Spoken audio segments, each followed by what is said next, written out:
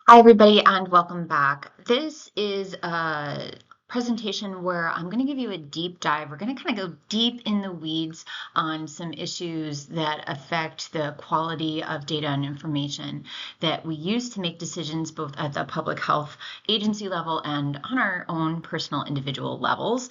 So let's get started. This unit is all about data and communications, right? How we get information, how we communicate it, and then how we can use it to make decisions both on the personal level, as I just mentioned, and, for the policy level, right? How do we help improve the health of our community? And one of the struggles, and I've struggled with how to approach this in this class. So this is an experiment. Let me know how it goes. Our current information environment is really chaotic, right? Anybody can put anything on the internet, and they may or may not have the appropriate expertise to speak to the reality of what the evidence shows. So they might be mistaken, or they could be purposefully misleading you for a variety of reasons. So my goal here is to try to give you some tools to help navigate our current chaotic information environment as best I can. So this deep dive into the topic of alcohol is one attempt to help do that. There's also for this unit an activity on logical fallacies, which are things that result in the information presented being false. So let's get started. So the inspiration for this came when a news item came across my desk that HHS, the Department of Health and Human Services, which is part of our federal government, is withdrawing a report that showed that alcohol consumption is linked to increased risk of cancer. So if you haven't yet read that news article, please go ahead and do. The rest of this is going to make a lot more sense if you've read it already. So please do that. This is highly unusual from the data that is currently, the information that's currently available to me. There is no legitimate reason given for why this study has been withdrawn. This is not something that HHS or CDC or NIH routinely does unless there are found to be serious flaws with the study. So this raises some alarms about whether or not we're being given all of the information, being given a full picture on a topic that we should be getting.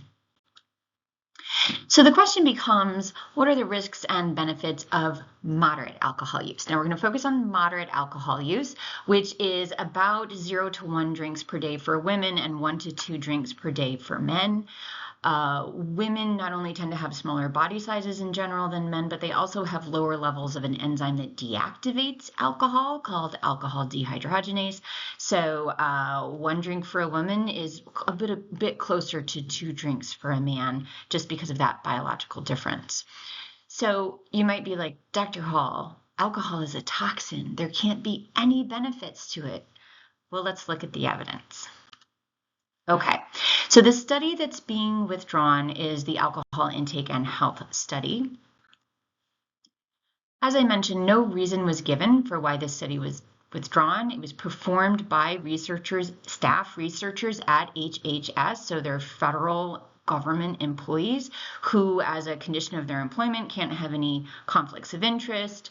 This has been many, many years in the making. It is likely that it was a very well done study. There are systems in place to make sure that if we're spending taxpayer dollars, that we're going to do a really well designed study. And historically, HHS, CDC, and NIH have done beautiful work.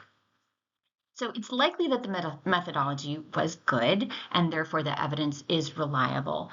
One of the things about the study is it did show that alcohol intake increases your risk of cancer, even at low levels of intake, right? So even at those kind of moderate levels of intake that we were talking about. So this raises some concern. Was this study suppressed due to pressure from the alcohol industry? Were there people higher up in the government who said, you know what, I don't want this study to be presented to Congress as was initially planned, because it might actually hurt my buddy who runs a big brewery company or something. Now, lest you think that the alcohol industry doesn't have a lot of power or might, well, you probably know that it does. Let's just take a look. It is a $1 trillion industry when you look globally at all alcohol sales. So this is big business, right? These are big corporations, as you can see, Anheuser-Busch, and data is a little bit out of date. But about a decade ago, $55 billion a year, right, in revenue. So there's a lot of incentive, of course, for these companies to not want information about the harms of alcohol consumption being publicized, right? It could hurt their sales and therefore hurt their profits.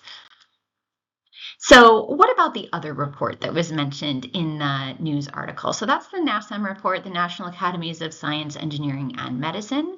That's not being withdrawn. It had previously been published. That was a report commissioned by the government. Oh, I think I have this on the next slide. Let's go there.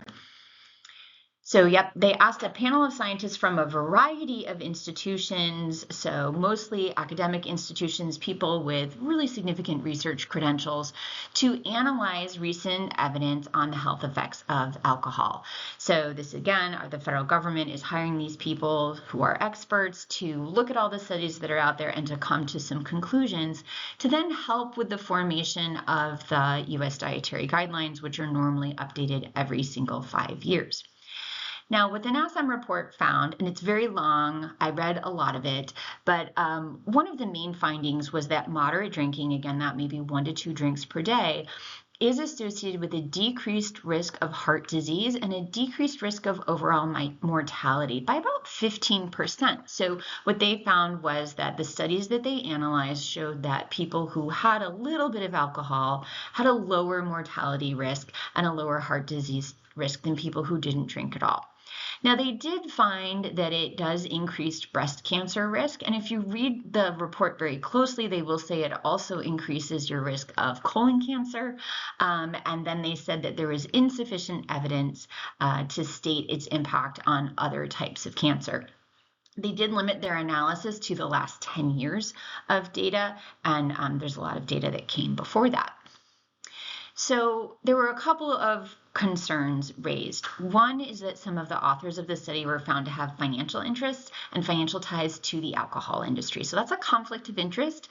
You might, even if you're trying to be unbiased and objective, you might lean a little bit towards, no, alcohol is really good for you because my stock portfolio is going to do better if people continue to drink a lot of alcohol. So there's some conflict of interest there. That raises a big flag. That's one of the things that is not allowed for federal researchers.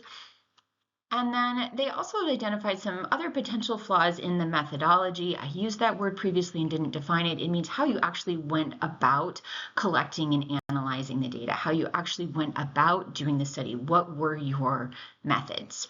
So there's a link to a thoughtful critique there if you want to get really nerdy with it, like I do. So anytime we have a potential conflict or a question, a controversy, right? So does alcohol increase your risk for cancer or not? Does it decrease your risk for heart disease or not? We're going to look at the other data that's available because we know that from study to study, you rarely find exactly the same thing. There are tons of variations. There are so many different factors at play. So we're looking for that consistency of evidence. So remember, we talked about strengths of association, things that are supporting evidence in the evidence-based chapter. So looking again for consistency of effect. So this time we're talking about not within a study, but between multiple different studies. Do they keep all coming up with the same type of result? Because if so, that's much more likely to be true and real than something that is an outlier, right? Something that like, oh, we got this really weird result and we can't explain it. It's likely to be due to some uncontrolled variable. So let's look at some of the previous data on alcohol and heart disease. There are literally thousands of studies, so I'm just going to show you a couple of representative samples. So this is a graphic from an article that reviewed some of the evidence on alcohol intake and heart disease. And this is showing us some data from a study of health professionals. They were actually physicians who were followed over time. So let's get into it. Let's dive in. Let me get my highlighter. Okay, so on the y-axis here, we have relative risk.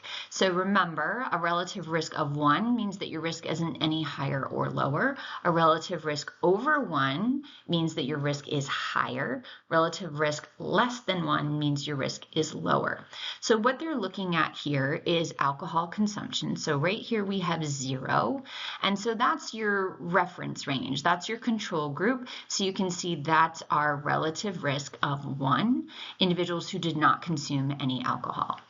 And what you can see is with increasing amounts of alcohol, there's actually a decrease. We're going to stick with the adjusted for other coronary risk factors. Coronary artery disease is heart disease, by the way. That's like heart attacks and those types of things. So we can see that with the equivalent of about 3 drinks per day, but this is interesting, it's like a half drink to 3 drinks. But anyway, so I don't know how they came up with those.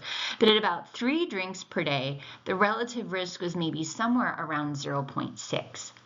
That means a 40% lower rate of heart disease in men who drank alcohol versus those who don't.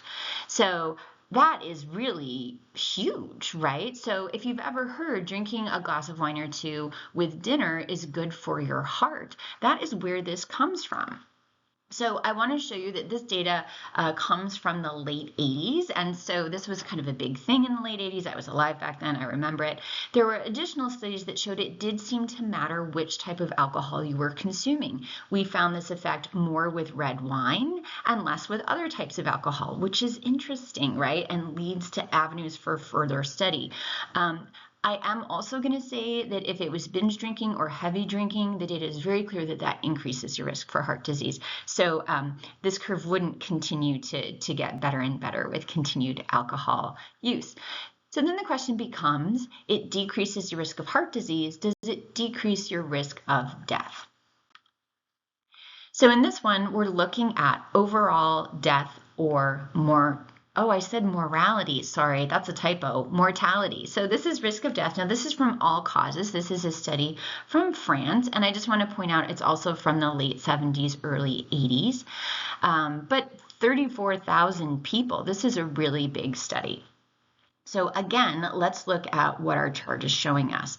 So we have relative risk on the y-axis and amount of alcohol consumed per day on the x-axis.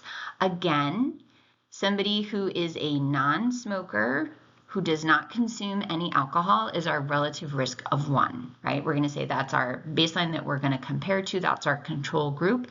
And what they found was that with moderate alcohol consumption, the relative risk of overall death, of any cause of death, was actually lower compared to those who didn't drink any alcohol.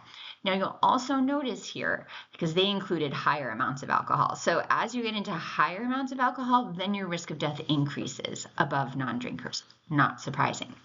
Now, both of these studies were in men, so let's look at some of the data in women. So this looked at 85,000 women followed for over 12 years. Just think about the resources involved in collecting this data and doing these types of studies, right? It's massive. So thank goodness we have governments and grants and universities and things that can do this work, because it's really important. So when we look at this one is a table instead of a graph, and they divided it out by age. So that's really interesting. So let's look. So these are women. So if you're in your 30s, look at this. With increasing alcohol intake, and again, so 30 grams is about 3 drinks per day. So this is like basically any up to 3 drinks per day, because 1.5 grams is like a tenth of a drink per day, right? So that's maybe 1 drink a week. Okay, so what they found in this youngest age group was that any alcohol consumption was associated with a significant increased risk of death, right? So we've got that relative risk of 1.89, then 2.08, 2.46. So drinkers had a 2 times higher risk of death than non-drinkers. This is actually expected. We know that in young people, First of all, they don't typically die. Young people generally have a low mortality rate to start. And the things that do result in death for young people, people in their 30s are considered young, are usually things like accidents, right? So think drunk driving, think drinking too much, and then maybe that leading to suicidality, all those types of things. So it is not surprising that we see an increased mortality in young people from alcohol consumption. So keep that in mind, right? It matters how old you are. Now, as we look to increasing ages, in your 40s, it seems to be not much, is mostly a wash unless you're drinking 3 drinks a day or more. And then in your 50s, we start to see a protective effect, a relative risk less than 1 for the lower intakes of alcohol. So they did find an overall mortality reduction in older women with a small, moderate consumption of alcohol. Remember, moderate, we're talking like less than 3 drinks a day for sure. This is not surprising because when you get into your 60s, heart disease is more common. And of course, heart disease is the thing that alcohol seems to protect against. So it makes sense that we would see a reduction in mortality. What do we know about the data on alcohol and cancer? So again, I'm going to say there are thousands of studies out there. So this is just kind of like a little snippet from a review article from the Journal of the American Medical Association. Alcohol has long been categorized as a carcinogen. Your body breaks it down into different chemicals, including one called acetaldehyde. Acetaldehyde, I don't know how you pronounce it, but it is carcinogenic. It causes damage to the DNA in our cells. So current evidence suggests that about 5.6% of all the incident or new cancers in the United States per year are associated or due to alcohol, would not have occurred otherwise if the person was not drinking. And it's specific to certain types of cancer. Only certain types of cancer seem to have their risk increased with alcohol consumption. So oral cavity, pharynx, and larynx, so that's the mouth, the throat, and the voice box. Liver, which kind of makes sense. Esophagus, a specific type of cancer of the esophagus, female breast, and colorectum. So that's colon cancer and rectal cancer. Now, what's important here is that breast cancer and colon cancer are always in the top 3 in terms of cancers in the United States. They are exceedingly common. They affect millions of people. So interestingly, they also said type of alcohol doesn't matter. So that's different from the cardiovascular disease where I mentioned that red wine seemed to be particularly protective. They also found that even moderate levels, so even low levels, which they defined here as 1.5 to 3 drinks per day, it depends on how you define it. So they say 1 to 2 drinks. Depends on how you make your drinks, are associated with increased risk. So even at those low levels that are protective for heart disease, we're seeing increased risk of cancers. Now, interestingly, they say there's actually a protective association, meaning a decreased risk associated with certain cancers with alcohol intake. And they mention kidney, Hodgkin's lymphoma, non-Hodgkin's lymphoma. Now, of note, those are cancers that are much less prevalent. They are much less common in the overall population. They still occur. You may have known somebody with them. I have a cousin, right? So they still occur, but they're much less common. So when we look at the population level, any protection against those isn't going to have as big an impact on the overall population. So I did want to specifically call out alcohol and breast cancer in women because that is one of the ones for which we see the strongest evidence. So this was a systematic review and meta-analysis, that's a mouthful, of prospective cohort studies. So a prospective study means they took people at a place and time, remember, and then followed them forward. So they had them at a point in time and they measured their alcohol intake or did surveys on their alcohol intake and then saw what happened to them in terms of their health outcomes, specifically looking at breast cancer. So in this graph, we've got, again, relative risk on the left, amount of alcohol intake per day. And then we have different sizes of dots. Those different sizes of dots are telling us how big of a sample size did we have. If it's a really big dot, then they had lots of thousands of people. If it's a smaller dot, then they only had a smaller number of people. So the big dots are the ones that we're going to weight most heavily because those were really large studies where we're less at risk of confounding bias. So what they found here is that with any alcohol intake in the vast majority of studies, your risk of breast cancer increased. Now, there were absolutely some studies down here that showed that it decreased, right? We get disparate results from studies all the time, which is why we try to pull it all together so we get a really big data set to try to analyze what's coming or what's happening.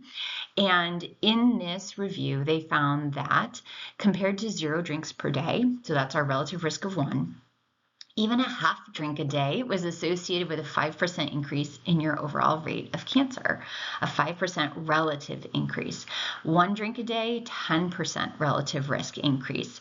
2 and then 3, right? So up to a 22% increased risk in your relative risk of breast cancer. So that's very concerning. So I want to call out at this point the importance of when and where. So remember when we talked about factors that impact health, and kind of those social environmental factors are kind of the biggest influence, about half of that pie. And so things change over time depending on the total ecology of where and when you live. So I want to specifically talk about when.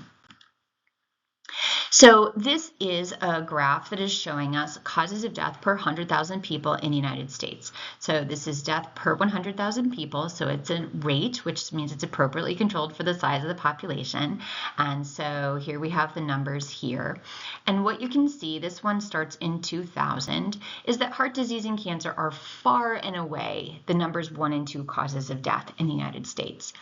Now remember, heart disease and cancer deaths often happen in elderly people. We all have to die somehow. So this is not entirely surprising, but they also do sometimes result in death of young people. But anyway, okay, so heart disease and cancer, and you can see in 2000 heart disease was kind of number 1 by a wider margin, but since then they've been pretty close. Now you can also see that when COVID-19 came on the scene, in 2020, that heart disease kind of went up a little bit. That may be because the COVID virus caused some blood clotting problems, blood vessel problems. Who knows? We shall see. Okay, so that's from 2000, but now I want to back us up a bit. So here we are starting in 1931. Again, these are per 100,000 people in the United States. This top line is heart disease. Look at this. It was huge, and then it came way, way, way, way, way down. So you have to ask yourself, what happened here that resulted in improvements in the rate of heart disease? One of the big things that happened was the Surgeon General report on smoking being bad for your health. And so smoking rates in the United States decreased significantly from the 1970s. Other things that have changed between then and now are our ability to treat heart disease. So our ability to not only treat heart disease once you've developed it through medications, stents, cardiac catheterizations, bypass operations, but also our ability to prevent it. So if you're someone who has high blood pressure or high cholesterol or diabetes, so that kind of primary prevention bleeding into secondary prevention, right, we're going to help decrease your risk of going on to develop heart disease.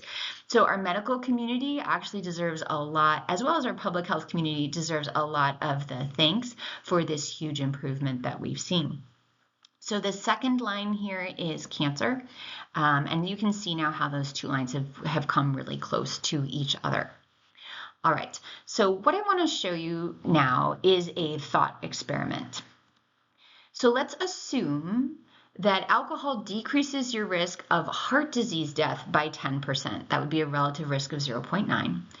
And let's assume, for the purposes of this experiment, that alcohol intake increases your risk of a cancer death by 10%, which would be a relative risk of 1.1. So let's also then look at if this was happening, around there. So if we decrease heart disease deaths by 10%, and they were 550 per 100,000, we're going to decrease them by 55 per 100,000, right? If we're going to increase cancer deaths by 10% over what they were 200, so we're going to increase them by an additional 20 per 100,000. So hopefully you can see where I'm getting at. So we would have a net decrease of 35 out of 100,000 people. So if my hypothetical scenario was true, overall mortality would decrease by the order of 35 out of 100,000 people, right? So if I did that, now those two are the same, basically. So if one decreases by 10%, but the other one increases by 10%, they're going to cancel each other out. So one of the interesting things when we look at the impact of alcohol consumption on overall mortality is what are the most prevalent causes of death at that time, because you only get a percentage increase or decrease in the rates of those things. So if it was really common, then that's going to have a big impact. If it's not as common, or you're kind of dueling with something else that's just as common, it's not going to have as big an effect. This is that information that I just said in text, so if you're going back looking at the slides, you can read through it. So I mentioned there were some criticisms of the NASEM report. One of them is that they only included a very small number of studies in their analyses, and they actually left out the majority of studies on the topic. Anytime you're doing a report like this, you have to make a decision about what studies to include, what studies to exclude. They look at a variety of factors. It's exceedingly complicated. Some of the ones that they did include had significant risk of bias, or things being impacted by things that couldn't be controlled for. Therefore, the quality of the evidence wasn't as strong as we might like. So that's a valid criticism. You left out all this other data. This data is nah. Was the other data even worse? I don't know. I didn't do the analysis, right? But it raises a question.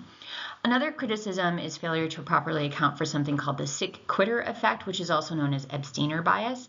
And this is kind of interesting. And again, this is a deep dive, so we're going to go into it. So to illustrate this effect, let's imagine we have 3 high school friends, Tom, Dick, and Harry. And we're going to follow them forward over time. So in high school, Tom starts drinking alcohol. He continues drinking alcohol into his 20s, and notice his color has changed. He's having some health effects from it, but nothing that's too bothersome. He keeps drinking alcohol into his 30s. He's having more health problems now related to his alcohol use, and into his 40s, and he continues to have poor health as a result of his alcohol use. That's Tom. Let's look at Dick. He also starts drinking in high school, just like Dick, right? And his health is getting worse because of that alcohol consumption in this hypothetical example. And in his 40s, his health gets so bad, he finally decides, you know what, I'm going to quit. I'm going to quit drinking alcohol. This is not good for me. And so he stops drinking. And so then, a decade later, his health improves somewhat. Harry is different from his friends. He doesn't drink at all for a variety of reasons. And so Harry never has any alcohol-related health problems. So now here's the thing. If I look at this point in time that I just showed you with the red arrow, and I ask these people, are you drinking or are you not drinking? Harry's the only one who is not drinking. So when I look at non-drinkers versus drinkers, you can see that the drinkers have worse health than the non-drinkers, very clearly. If, however, I look at this period of time, both Harry and Dick are currently non-drinkers, right? So now my non-drinkers look a lot less healthy than they did before, and one of the reasons is I have a former drinker in there. Right? So Dick here is an example of what is called so these are my non-drinkers. Dick is an example of what's called a sick quitter. So anytime you look at a study that just says, okay, we did a case control study of people who came in with a heart attack, and we looked to see if they were drinkers or not, right? At that one point of time, you just looked, are you a drinker or not?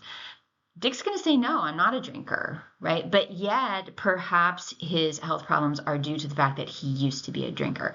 So this is called the sick quitter effect or abstainer bias. In this example, Dick is abstaining from alcohol because either because it caused him health problems, or maybe he doesn't even know, but he does have underlying health problems from alcohol.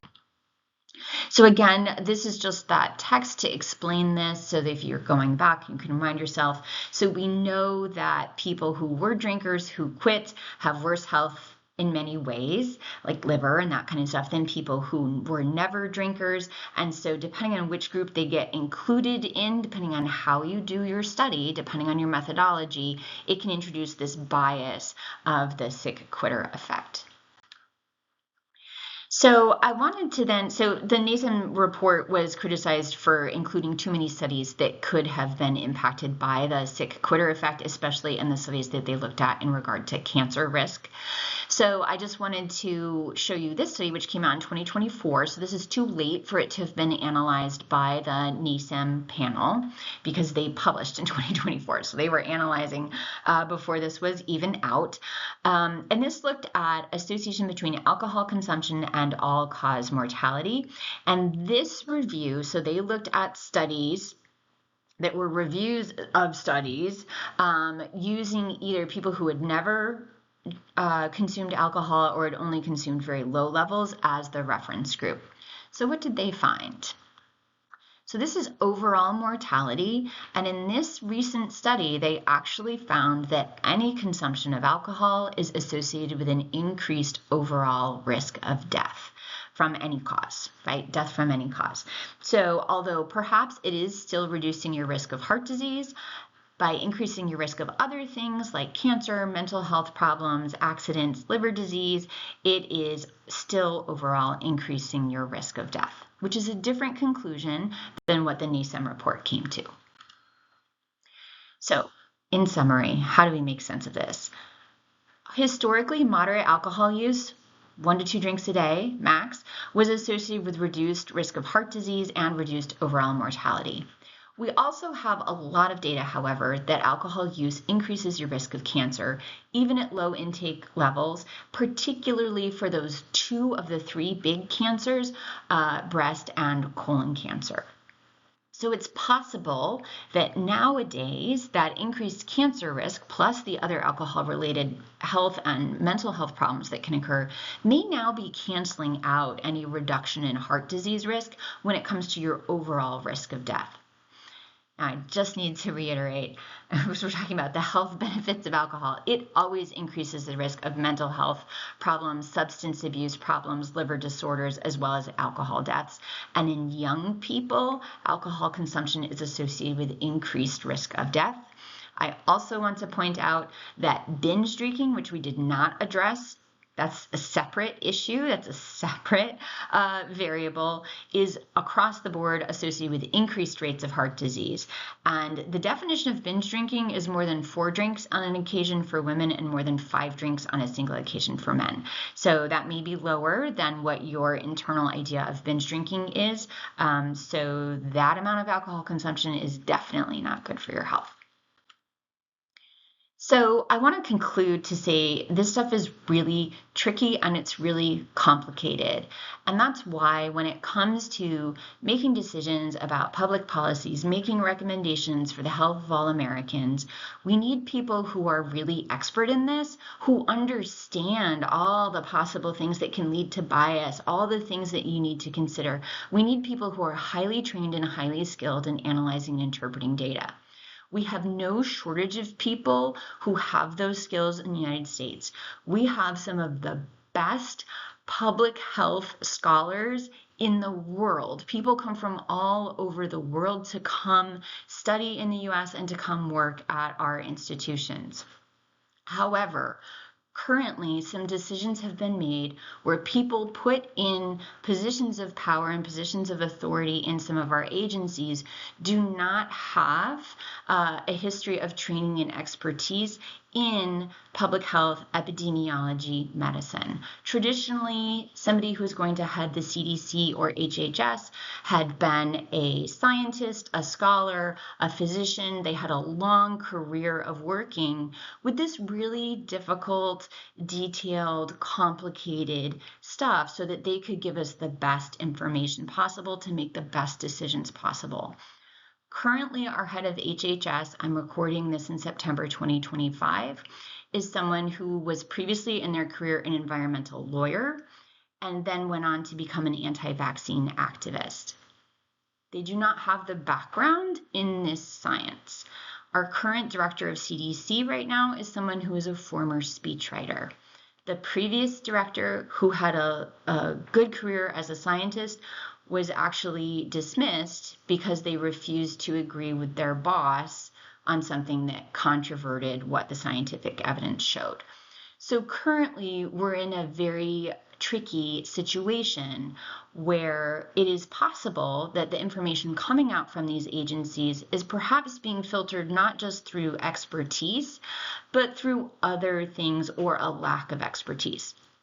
So this is why we want to see all evidence and evaluate it on its merits. This is why suppressing a study raises a huge alarm for me, right? We can't just pick and choose only the studies that say what we want them to. That's called cherry picking. That's another logical fallacy that you'll learn about.